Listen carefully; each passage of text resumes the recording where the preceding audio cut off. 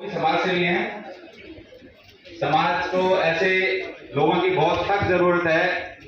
जब सब जगह से हाथ खड़े कर दिए जाते हैं तो ये समाज सेवी हैं, वो समाज में सामंजस्य स्थापित करते हैं। डॉक्टर मोहम्मद अशफाक नकवी साहब मंच पे पहुंचे।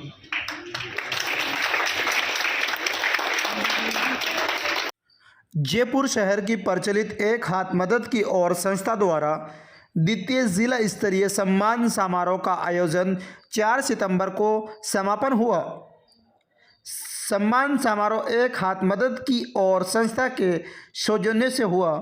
संस्था डायरेक्टर अब्दुल रज्जाक थोई के नेतृत्व में यह कार्यक्रम चलता रहा। कार्यक्रम के मुख्य अतिथि जयपुर शहर के IPS अरशद अली खान रहे।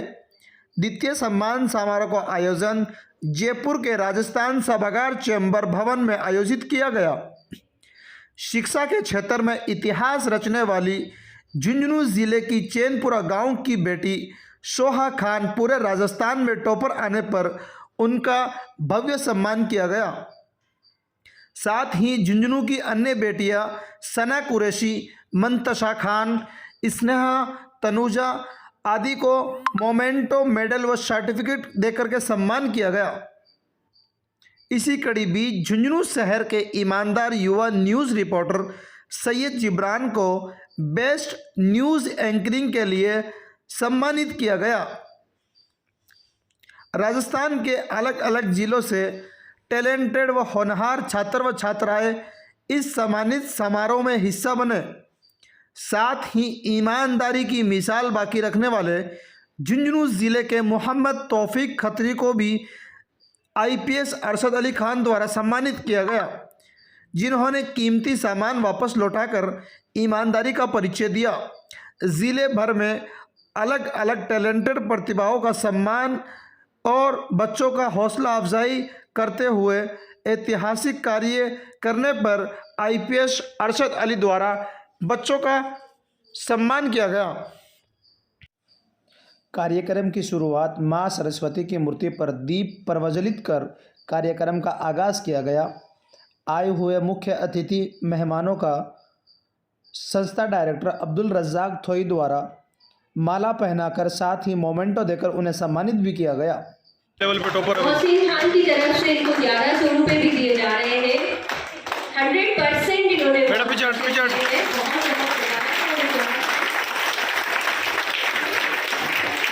बेटा इधर देखो। आप ऐसे ही कामयाबी हासिल करती रहे। मोहम्मद साइड बेटा और एक मिनट जो बच्चे जिनका सम्मान हो चुका है वो अभी बैठे। हो सकता है आपको और कुछ मिल जाए तो बैठ जाइए।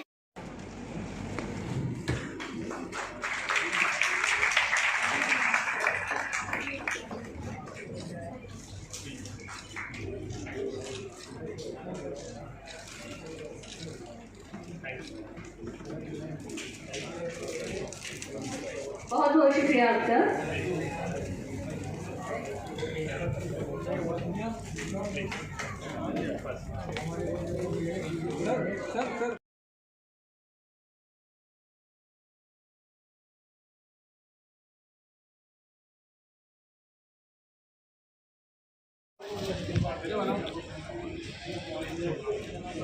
एक हाथ मदद की ओर की संस्था की तरफ से इतना शानदार प्रोग्राम आयोजित किया और उन प्रतिभावान बच्चों को सम्मानित किया जो कैरियर में बहुत अच्छे नंबर लाए हैं।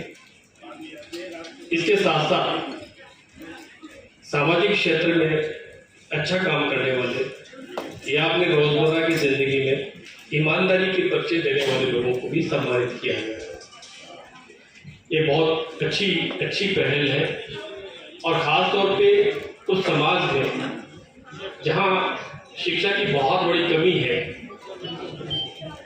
उस समाज के बच्चों को अगर उनकी प्रतिभाओं को सम्मानित किया जाता है तो बाकी दूसरे बच्चों की हौसला अफजाई होती है।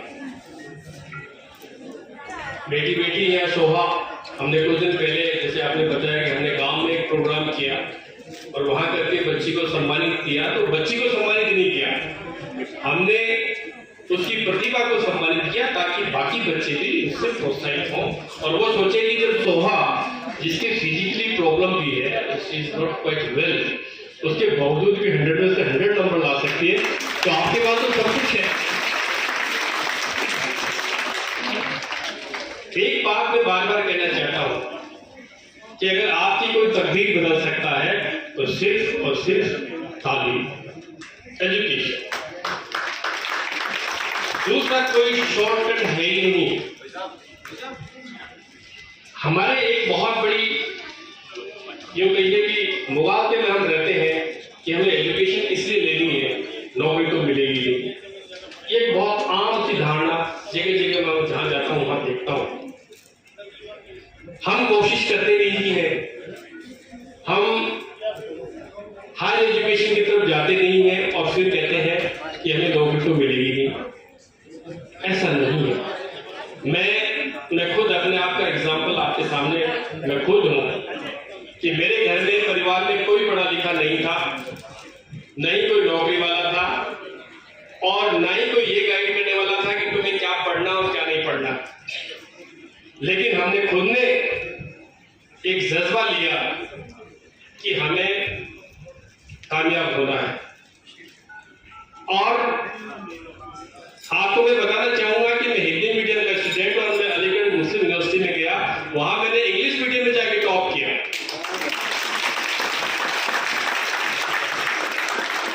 तो एक बार मुझे याद आता है, वो हिटलर ने अपनी वो बायोग्राफी में लिखा है, there is nothing impossible, impossible word is found in fool's dictionary.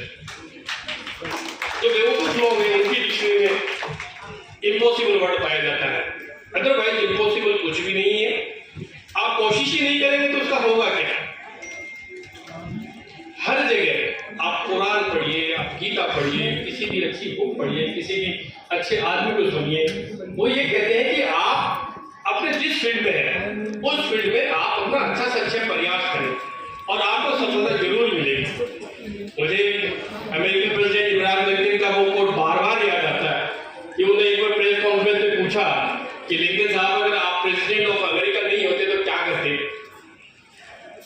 तो उन्होंने कहा, मैं प्रेसिडेंट ऑफ अमेरिका होता, अगर मैं स्वीपर भी होता तो मैं 1 नंबर का स्वीपर होता। दुनिया कहती है यार उसको बुलाओ, अगर साफ सफाई करवानी है तो उसको बुलाओ। तो आप जिस क्षेत्र में हो उस क्षेत्र में आप नंबर 1 बनने की कोशिश करें। यही आपकी खुद की सेवा भी है, समाज की सेवा भी और राष्ट्र की सेवा भी है। एक समाज का बहुत बड़ा हिस्सा अगर अपने आप को एलिनेट महसूस करता है, अलग महसूस करता है, समाज की मुख्य धारा से थोड़ा पृथक रहता है, तो मैं समझता हूं कि राष्ट्र की प्रगति भी उतनी नहीं हो सकती जितनी की सब साथ चलने से होती है। इसलिए इस बात को बहुत गौर करने की जरूरत है कि ये बड़ी, मैं एक बात को कई बार कहता भी हूं और कहनी भी चाहिए, हम लोग शायद रास्ता भटक गए। जिस रास्ते पे हमें चलना चाहिए था उस रास्ते को छोड़ दिया हमने। हम छोटी छोटी पॉलिटिक्स में, मोहल्ला पॉलिटिक्स में, पड़ोस पॉलिटिक्स में इतने ज्यादा मुतलबा है, इतना ज्यादा फंसे हुए हैं कि हम उससे बियॉन्ड सोच ही नहीं सकते। हम टांग खिंचाई करेंगे तो खुद वाले की करेंगे, क्योंकि दूसरा तो हमसे टांग खिंचवाता नहीं, तो अपना वाला पड़ोसी ठीक है, उसकी सबसे पहले खींची जाती है बजाय सपोर्ट करने के। वो एक बार हम छोटे छोटे बच्चे थे, स्टूडेंट थे, तो वहाँ दिल्ली चले गए, राजीव गांधी जो आए थे नए थे, तो उनका भाषण चला था। उन्होंने कहा कि भाई मैं गया वहाँ इंग्लैंड में, तो वहाँ कुछ प्रदर्शनी लगी हुई थी बहुत सारे कछुओं की। तो उन्होंने कहा कि बाकी सारे कछुए तो उनके ढक्कन बंद थे, एक डिब्बा था जिसके खुले हुए थे केकड़े। तो उन्होंने कहा इसकी क्या खासियत है? उन्होंने कहा ये इंडियन केकड़े हैं। उन्होंने कहा ऐसी क्या खासियत है कि इंडियन केकड़ा एक ऊपर लेटा, सब पढ़ते उसको नीचे ले आते हैं।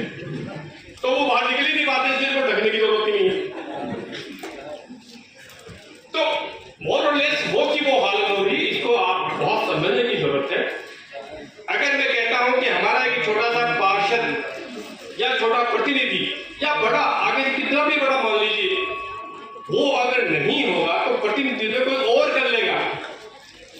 लेकिन अगर आपके पास एजुकेशन नहीं है तो आप कुछ नहीं कर पाएंगे। आप सोचिए दुनिया कहां जा रही है। एआई की बात हो रही है, आर्टिफिशियल इंटेलिजेंस। युद्ध के मैदान में अब घोड़े और तलवारें और वो जमाना नहीं रहा। मैं तो खुद कायनी खानी कौम से बिलोंग करता हूं, तो मुझे पता है कि हमारे लोग कहां कहां लड़े, कहां कहां मरे। आज भी बॉर्डर पे सबसे ज्यादा जो है लड़ने में और देश के लिए शहादत देने में आगे रहते हैं।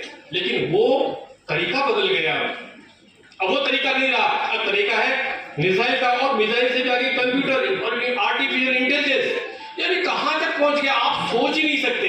और बड़े दुख की बात है कि अभी हमने उधर कदम बढ़ाना भी शुरू नहीं किया, कितने पीछे हैं। तो इसलिए तालीम, बहुत सारे हमारे तालीम यहाँ बैठे हुए हैं, हमारे बुजुर्ग रनवर साहब चले गए, यहाँ से अभी गए हैं। तो ये बार बार हमें यही सिखाते हैं कि साहब कुरान की पहली आयत नाजिल हुई तो उसमें था ला इकरा, इकरा उसने कहा ला इकरा। तो जब जिब्रील ने कहा हज़रत मोहम्मद सल्लल्लाहु अलैहि वसल्लम साहब को कि पढ़िए, तो उन्होंने कहा मुझे पढ़ना नहीं आता, कि आप अल्लाह के नाम से पढ़िए। तो आप देखिए पढ़ने और पढ़ाई और उसको कितनी ज्यादा इंपॉर्टेंस दी गई है। फिर कहा कि हज़रत साहब ने कहा कि आपको अगर चाइना भी चलना पड़े तो आप पढ़िए। चाइना का मतलब उस वक्त बहुत दुर्गम स्थल था, तो आपको दुर्गम स्थलों से भी चलना पड़े, कितनी भी तकलीफ उठानी पड़े, तो भी आपको एजुकेशन लेनी है। और आज इन बच्चों से देख करके जिनको हमने सम्मानित किया है, आप बड़े भी इसको सोचें और बच्चे भी सोचें, नंबर ले सकते हैं तो हम हमारे बच्चे और हम क्यों नहीं ले सकते। एक मुद्दा और सोचने की बात है, हमने अब स्पीकर को प्रोग्राम में देखा कि मैं मेरे गांव में एक छोटा सा एग्जांपल देता हूँ। वहां और बड़े अफसोस की बात है कि उनके बराबर का एक भी लड़का नहीं। तो लड़कियों के लिए मेरा बहुत बहुत ही फेवरेट, लेकिन आपको ये भी सोचने की जरूरत है कि इम्बैलेंस डेवलपमेंट हो रहा है। आप लड़कों को भी आगे लाइए, और लड़के आगे क्यों नहीं आ रहे हैं, ऐसा नहीं है कि लड़कियों में तो दिमाग बहुत ज्यादा लड़कों में नहीं है, तो लड़के दूसरी आदतों में लिप्त हो गए हैं। सारे दिन स्क्रीन टाइम में रहेगा, सारे दिन मोबाइल चलेगा, चाहे इसका आउटपुट कुछ भी नहीं है। गुटखा खाएंगे, बाजार में बैठेंगे, कल्लू साहब के यहाँ से जाकर के आधा पाव लाएंगे, बस इसी में दिन सुबह होती है, शाम होती है, यूं जिंदगी तमाम होती है। तो बराए मेहरबानी बहुत सोचने की जरूरत है कि सब पीढ़ी जो आज एजुकेशन हासिल नहीं कर रही है, वो कल को समाज के लिए भी और राष्ट्र के लिए भी कोई उपयोगिता उसकी नहीं है। आपके खुद के लिए भी उपयोगिता नहीं है और आप बाकी किसी की भी उपयोगिता नहीं है। इसलिए ये प्रोग्राम आप तंजीम में बनाते हैं, बहुत सारा अच्छा काम करते हैं, लोगों को मोटिवेट करते हैं, लोगों में अवेयरनेस लाते हैं। तो जगह जगह जाकर के इस बात को भी आप फैलाइए, अवेयरनेस लाइए कि मेरा तो ये सोचना है कि अगर समाज को आगे बढ़ाना है, देश को आगे बढ़ाना है, तो सिर्फ और सिर्फ एजुकेशन, तालीम, इसके अलावा क्यों नहीं। आपने मौका दिया, इतना अच्छा प्रोग्राम किया, इसके लिए बहुत बहुत आपको साधुवाद, बहुत बहुत शुक्रिया। मेरी आपकी भविष्य के लिए आप इसी प्रकार से करते रहे। रजाक भाई, साबिर भाई, आपको अफसोस करते रहे। धन्यवाद, थैंक यू, शुक्रिया।